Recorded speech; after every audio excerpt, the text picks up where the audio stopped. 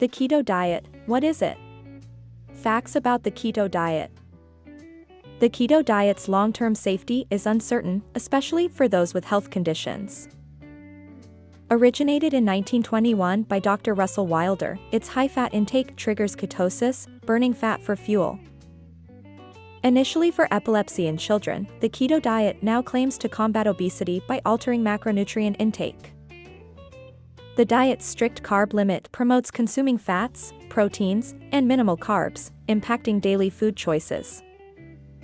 Ketosis shifts the body's metabolism, from relying on glucose to burning fats, altering how the brain gets energy. Research shows keto can reduce weight and cardiovascular risks, but its sustainability and long-term health effects are debated. Despite potential benefits, its high saturated fat and restrictive nature raise concerns about heart health and nutrient deficiencies.